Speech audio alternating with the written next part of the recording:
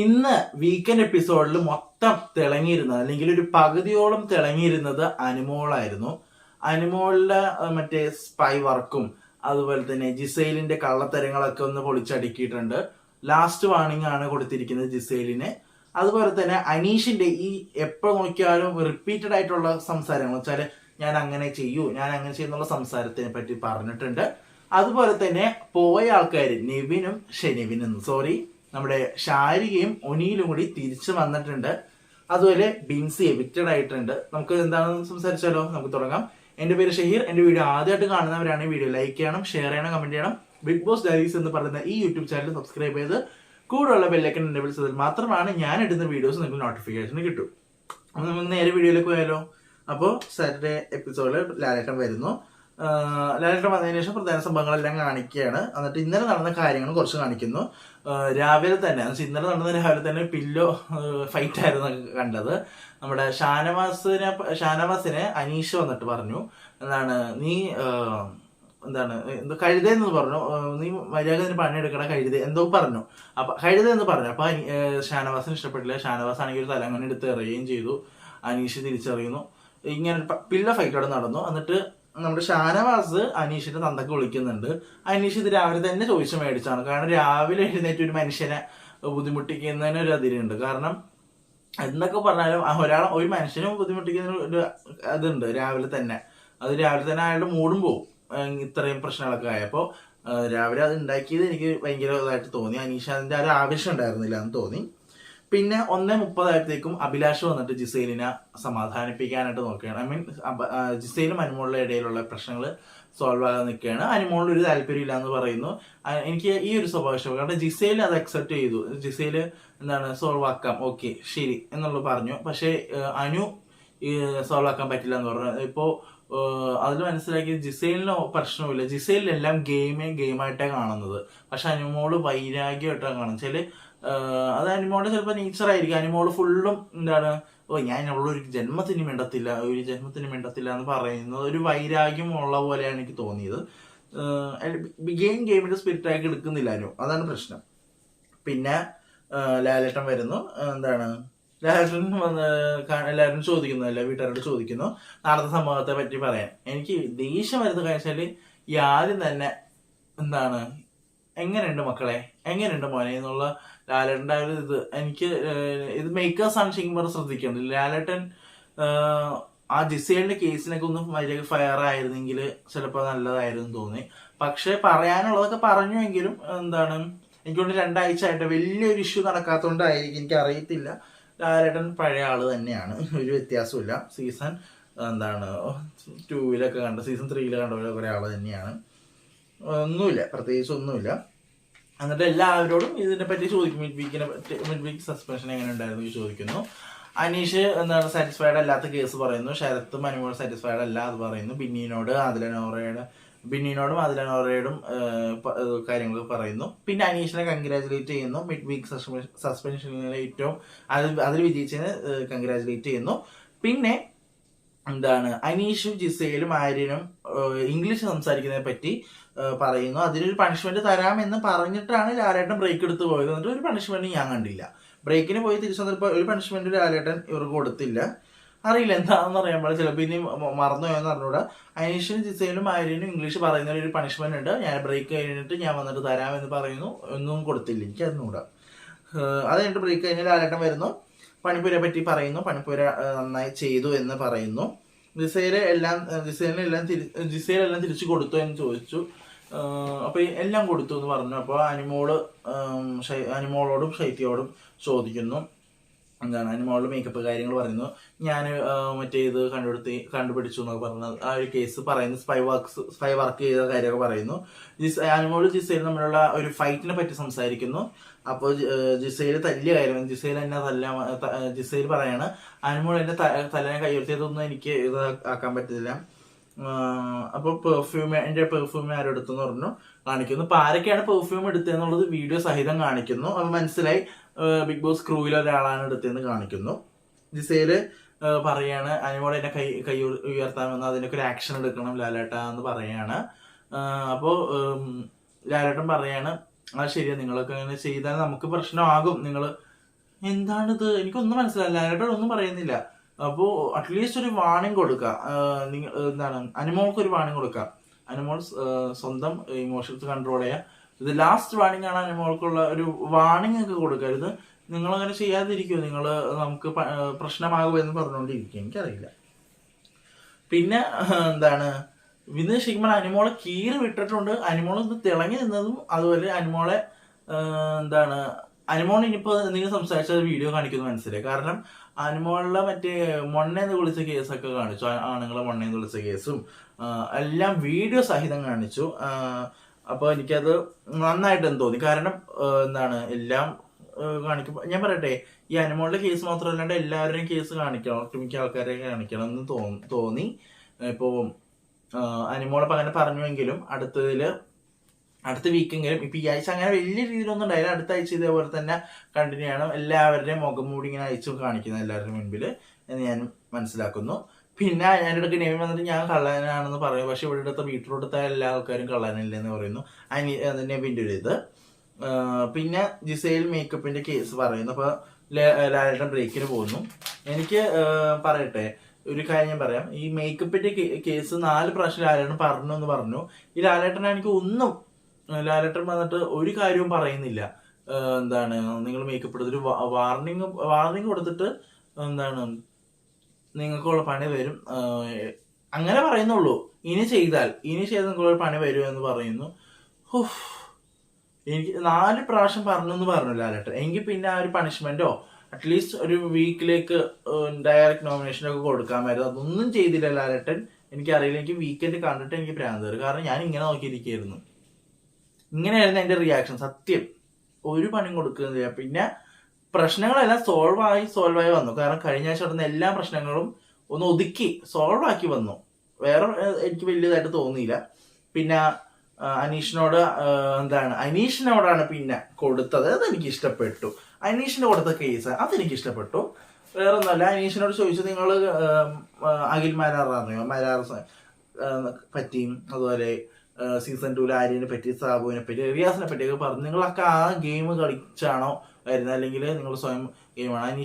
അപ്പൊ അനീഷ് ഞാൻ എന്റെ സ്വയം ഗെയിമാണ് ലാലേട്ടാ എന്ന് പറയുന്നു. അപ്പോ അനീഷിന്റെ ഒരു വീഡിയോ കാണിക്കുന്നത്. അനീഷ് ഈ റിപ്പീറ്റഡ് ആയിട്ട് പറയുന്ന ഓരോ കാര്യങ്ങൾ കാണിക്കുന്നത് അതെനിക്ക് ഇഷ്ടപ്പെട്ടു. ആദ്യ ആഴ്ചയിൽ പറയേണ്ടായിരുന്നു, ഈ സെക്കൻഡ് വീക്കിലൊന്ന് പറഞ്ഞു. അതെനിക്ക് ഇഷ്ടപ്പെട്ടു. കാരണം വെച്ചാൽ അനീഷിന്റെ സ്വഭാവം അവൻ തന്നെ കണ്ടു. അതിന്റെ അനീഷ് പറയാണ്, ഞാൻ ഈ വീഡിയോ കണ്ടപ്പോഴാണ് മനസ്സിലായത് എനിക്ക് കുറച്ചുകൂടി കുറയ്ക്കണമെന്ന്. ഒന്നും പറയാനില്ല. അനീഷിന് ഇപ്പോഴാണോ തോന്നിയത് അനീഷ് ഇതാക്കുന്നത്? ലാലേട്ടൻ ഇൻഡയറക്റ്റ്ലി ചോദിച്ചില്ല. ലാലേട്ടൻ ഇൻഡയറക്റ്റ്ലി ചോദിച്ചു, നിങ്ങൾ പഴയ ആൾക്കാരെ കോപ്പി അടിച്ചാണോ നിങ്ങൾ ഇവിടെ നിൽക്കുന്നത് എന്ന് ഇൻഡയറക്റ്റ്ലി ചോദിക്കുന്നു. അത് അനീഷിന് മനസ്സിലാകുകയും ചെയ്തു. ഇല്ല ലാലേട്ടൻ, ഞാനിങ്ങനെ തന്നെയാണ്. അപ്പോൾ എന്താണ് ഈ കാര്യങ്ങളൊക്കെ പറയുന്നു.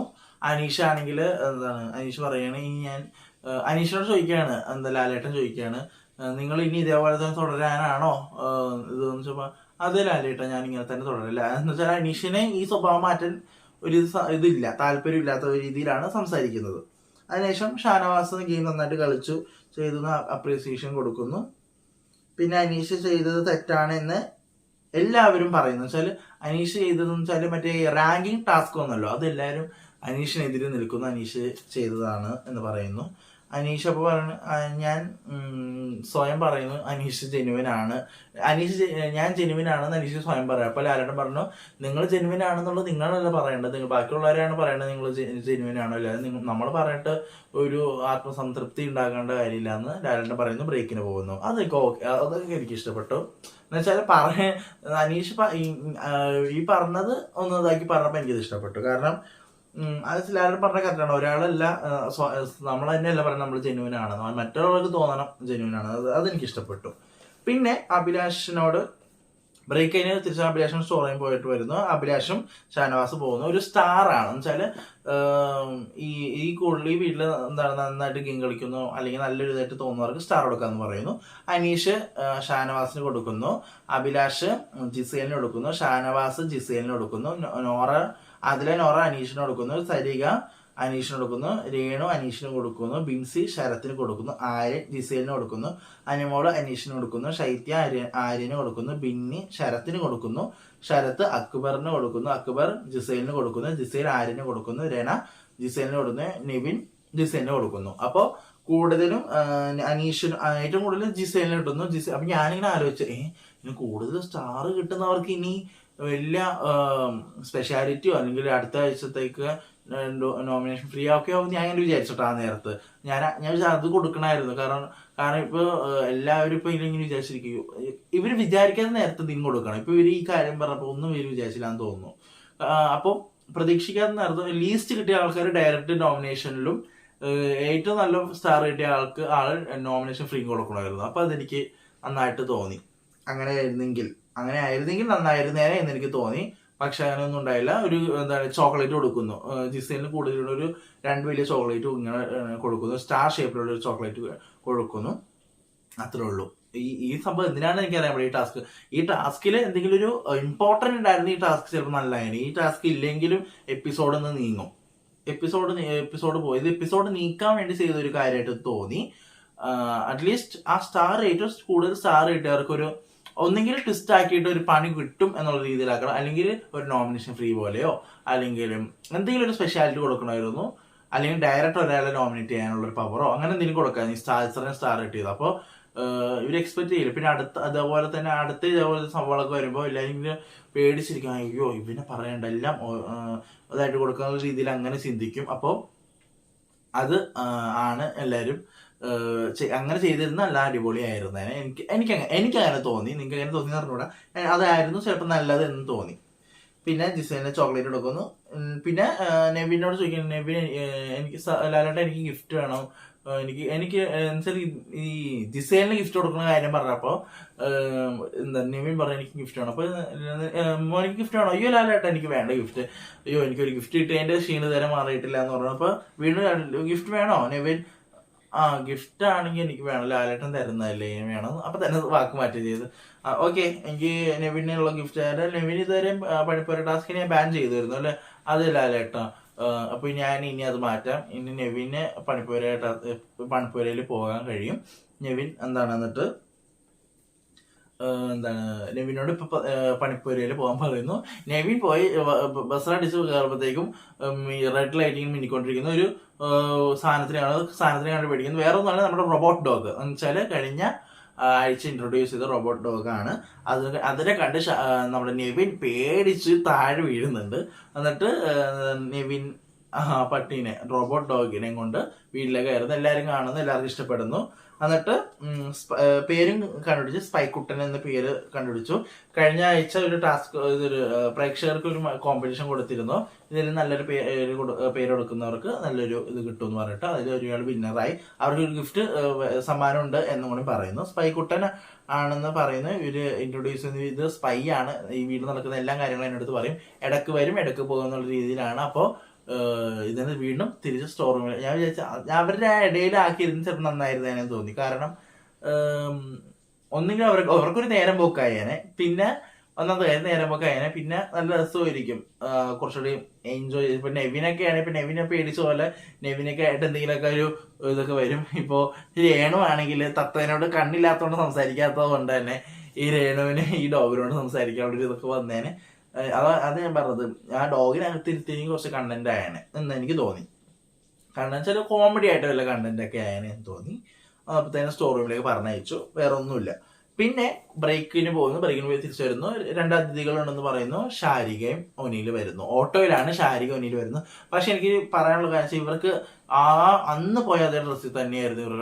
അറ്റ്ലീസ്റ്റ് അവർക്ക് ഒരു ഡ്രസ്സെങ്കിലും കൊടുക്കായിരുന്നു ഇവർക്ക് ടീമുകാർക്ക്. അതെനിക്ക് ഇതായിട്ട് എല്ലാവരും നല്ല അടിപൊളി ഡ്രസ്സ് എടുക്കുമ്പോൾ ഇവർ രണ്ടുപേരും മാത്രം ആ ഒരു പഴയ ഡ്രസ്സിൽ നിന്നപ്പോൾ എനിക്ക് പേഴ്സണലി എനിക്ക് സങ്കടം വന്നിട്ട്, അയ്യോ ഒരു നല്ലൊരു ഡ്രസ്സെങ്കിലും കൊടുക്കായിരുന്നല്ലോ എന്ന് ഞാൻ ചിന്തിച്ചു ആ നേരത്ത്. പിന്നെ സീറ്റുകളെല്ലാം ഇതായി അല്ലേ, ലാലേട്ടൻ പറയണ സീറ്റുകളൊക്കെ എല്ലാം ഇതായി, നമുക്ക് ഒരാളെ പുറത്താക്കണ്ടേ എന്ന് പറയുന്നു. എല്ലാവരും എഴുന്നേക്കുന്നു. അപ്പോൾ ബിൻസിനെ എവിക്റ്റ് ആക്കിയാണ്. ലാലേട്ടൻ്റെ കയ്യിലുള്ള ഒരു ചീട്ട് കാണിച്ചിട്ട് ബിൻസി യു ആർ എവിക്റ്റഡ് എന്ന് പറയുന്നു. എൻ്റെ അടുത്തേക്ക് വരാമെന്ന് പറഞ്ഞു. ഈ ഷാരികയും ഒനിയിൽ വന്ന ഓട്ടോയിൽ തന്നെ ബിൻസി വരണമെന്ന് പറയുന്നു. എന്താണ് ബിൻസി ആ നേരത്തൊന്നും കരയുന്നില്ല, ശരത്തിനോട് കെട്ടിപ്പിടിച്ചിട്ട് നന്നായിട്ട് കളിക്കൂ എന്നൊക്കെ പറയുന്നു. എല്ലാവരോടും സംസാരിച്ച് നല്ല രീതിയിൽ തന്നെ ചിരിച്ചു കളിച്ചൊക്കെ പോകുന്നുണ്ട്. ബിൻസി സ്റ്റേജിലെത്തുന്നു. ബിൻസി പറയുന്നു ഞാൻ ഒട്ടും എക്സ്പെക്ട് ചെയ്തില്ല ലാലേട്ട എന്നൊക്കെ പറയുന്നു. പക്ഷെ ഞാൻ പറയട്ടെ, ബിൻസി എന്ന് പറയുന്ന ഒരു ക്യാരക്ടർ എനിക്ക് എന്റെ മനസ്സിലുള്ളതെന്ന് വെച്ചാൽ പുള്ളിക്കാരി ആ വീട്ടില് അറ്റ്ലീസ്റ്റ് ഒരു കുറഞ്ഞത് ഒരു 40 to 50 ഡേയ്സ് നിൽക്കുക, 40 to 50 ദിവസം വരെ നിൽക്കാനുള്ള ഒരു ഇതുണ്ടായിരുന്നു. കാരണം ബിൻസി എന്ന് വെച്ചാൽ വാ തുറക്കും, അങ്ങനെ മിണ്ടാതിരിക്കത്തില്ല. പക്ഷെ ആ വീട്ടില് മിണ്ടാതിരിക്കുന്ന കുറെ ആൾക്കാരുണ്ട്. അപ്പം എനിക്ക് പറയാനുള്ളത് എന്താന്ന് വെച്ചാല്, ബിൻസിനെ നിങ്ങളെല്ലാരും പറയും അയ്യോ ബിൻസി പോവണ്ട, ബിൻസിനേക്കാളും ഏറ്റവും പോവാൻ ഇതുള്ളത് ശൈത്യ പോകണം. അപ്പൊ ഞാനൊരു കാര്യം ചോദിക്കട്ടെ, നിങ്ങൾ ഈ പറയുന്നുണ്ടല്ലോ, ഈ പറഞ്ഞ ആൾക്കാർ വോട്ട് ചെയ്തോന്ന് എനിക്കറിയില്ല, പക്ഷെ അത്രയ്ക്ക് ഒരു ഇതുള്ള ആൾക്കാരായിരുന്നെങ്കിൽ നിങ്ങൾ വോട്ട് കൊടുക്കണമായിരുന്നു. ബിൻസിക്ക് നിങ്ങൾ ഒരു വോട്ട് പോലും കൊടുത്തില്ല. നമ്മള് പോളുകളൊക്കെ നോക്കുകയാണെങ്കിൽ തന്നെ ബിൻസി ഭയങ്കര ലോ ആയിരുന്നു, ഭയങ്കര ലോ. അപ്പോ അറ്റ്ലീസ്റ്റ് നിങ്ങൾക്ക് ആ ഒരു വോട്ട് കൊടുക്കാനുള്ള ഒരു ഇതിനും കൊടുക്കുക. കാരണം ബിൻസി അത്യാവശ്യം സംസാരിക്കുന്ന ഒരാളാണ്, ഒരു ആക്റ്റീവ് അല്ലാത്ത ഒരാളെ വേണം പുറത്താക്കണമായിരുന്നു. പക്ഷെ ബിൻസി പോയി, ഒരു അത്യാവശ്യം സംസാരിക്കുന്ന ഒരാൾ പോയി, സംസാരിക്കുന്ന എല്ലാ ആൾക്കാരും പോയി അവസാനം സേഫ് ഗെയിം കളിക്കുന്ന ആൾക്കാർ മാത്രം ഇങ്ങനെ ഇരിക്കും. അതെനിക്ക് അറിയില്ല, നമുക്ക് നോക്കാം. എന്നിട്ട് ബിൻസിയുടെ വീഡിയോസ് 2 ആഴ്ചത്തെ വീഡിയോസ് കാണിക്കുന്നു. ബിൻസി ആ നേരത്ത് പൊട്ടിക്കരയുന്നുണ്ട്. ബിൻസി പറഞ്ഞാൽ എനിക്ക് ഒട്ടും എക്സ്പെക്ട് ചെയ്തില്ല. വീട്ടുകാരുടെ യാത്രയും പറഞ്ഞിട്ട് ബിൻസി പോകുന്നു. ലാലേട്ടനാണെങ്കിൽ ഗുഡ് നൈറ്റും പറഞ്ഞ് പോകുന്നു. പിന്നെ നാളത്തെ പ്രൊമോയും കാണിക്കുന്നു. എനിക്ക് തോന്നുന്നു നാളെ ആരും പോകത്തില്ല എന്ന് എന്റെ മനസ്സ് പറയുന്നു. കാരണം എന്താ വെച്ചാല്, ഇവര് നാളെ പോകുന്ന ഒരാളാണെങ്കിൽ, ഇപ്പൊ നാളെ എവിക്ഷൻ നടക്കുകയാണെങ്കിൽ, അല്ലെങ്കിൽ നാളത്തെ എപ്പിസോഡിൽ എവിക്ഷൻ നടക്കുകയാണെങ്കിൽ അറ്റ്ലീസ്റ്റ് അവരൊരു ഇത് കാണിക്കും. ഇപ്പൊ ഗേറ്റ് ഒക്കെ നമ്മുടെ വാതിൽ തുറന്നതും വാതിൽ തനിയടയുന്നൊക്കെ ഒരു ക്ലിപ്പ് എങ്ങനെ ചെറിയ രീതിയിൽ പ്രൊമോയിൽ കാണിച്ചില്ല. ആ പ്രൊമോയിൽ അതുപോലും കാണിച്ചില്ല. അപ്പൊ എനിക്ക് തോന്നി അയ്യോ ഇനിയിപ്പോ അത് നാളെ എവിക്റ്റ് ആവില്ലായിരിക്കും. കാരണം പ്രൊമോയിൽ ഇവര് ഈ വാതിൽ പൂട്ടുന്ന സാധനം ഒന്നും കാണിച്ചില്ല, അപ്പൊ വരില്ലായിരിക്കും തോന്നി. അപ്പോ ഞാൻ അങ്ങനെ വിചാരിച്ചു കേട്ടോ. പിന്നെ അപ്പൊ ഇത്രേ ഉള്ളൂ. എനിക്ക് ഇന്നത്തെ എപ്പിസോഡ് ഭയങ്കര വീക്കായിട്ട് തോന്നി. കാരണം ലാലേട്ടൻ ഒന്നും ഫയർ ആവണമെന്ന് പറഞ്ഞില്ല, അത്യാവശ്യം നല്ല ഫയർ ആവണമെന്ന് ഞാൻ പറയുന്നില്ല. അറ്റ്ലീസ്റ്റ് ചോദിക്കേണ്ട കാര്യങ്ങളൊക്കെ കുറച്ചും കൂടി ഒരു കുറച്ച് ദേഷ്യപ്പെട്ട് എന്നുവെച്ചാൽ ഇതിപ്പോ മൊത്തം കളി ചിരിച്ചിട്ട് ഇങ്ങനെ ആയിപ്പോയി, കളിച്ചിരി ആയിപ്പോയി. അപ്പൊ എനിക്കത് ആക്സെപ്റ്റ് ചെയ്യാൻ പറ്റിയില്ല. ഇനി എപ്പോഴാണ് നല്ലൊരു പ്രശ്നം നടക്കുമ്പോഴായിരിക്കും ഇനി അറിഞ്ഞൂടാ. നമുക്ക് നോക്കാം എങ്ങനെയാണ്. വീക്കെൻഡ് ഇപ്പൊ ഭയങ്കര ബോറാണ്. പ്രൊമോയിൽ കാണിച്ച ഒരു സാധനം ഇതിലില്ല. 7ന്റെ പണിയിൽ കരച്ചിൽ കാർഡ് ഇറക്കുന്നതിന്റെ ഇപ്പൊ അനിമോളൊക്കെ എന്തോരം കരഞ്ഞ്. പ്രൊമോയിൽ പറഞ്ഞ പോലെ കരച്ചിൽ കാർഡ് എടുക്കുന്നു എന്ന് പറഞ്ഞിട്ട് അതൊന്നും പറയുന്നില്ല. എനിക്കറിയില്ല. Promo is not a promise എന്ന് പറഞ്ഞല്ലേ. ഇപ്പൊ പ്രൊമോയിൽ പറഞ്ഞ ഒരു സംഭവം മേക്കേഴ്സ് ഈ ഇന്നത്തെ വീക്കെൻഡിൽ വീക്കെൻഡ് എപ്പിസോഡ് കൊണ്ടുവരാൻ പറ്റിയില്ല. നോക്കാം, നാളെ എന്തെങ്കിലുമൊക്കെ പറയുമായിരിക്കും. നാളെ ഇതുപോലെ വലിയ ഗെയിമോ അംഗനവാടി ഗെയിംസ് ഒക്കെ കൊണ്ടിട്ട് വരുമായിരിക്കും, അറിയില്ല, നമുക്ക് നോക്കാം. അപ്പോൾ ഇത്ര ഉള്ളു. കഴിഞ്ഞു നാളത്തെ എപ്പിസോഡും നാളത്തെ പ്രൊമോ അപ്ഡേറ്റും എന്തെങ്കിലും എവിക്ഷൻ അപ്ഡേറ്റുമായിട്ട് ഞാൻ നാളെ വരും. അപ്പോൾ അതുവരെയും ബൈ.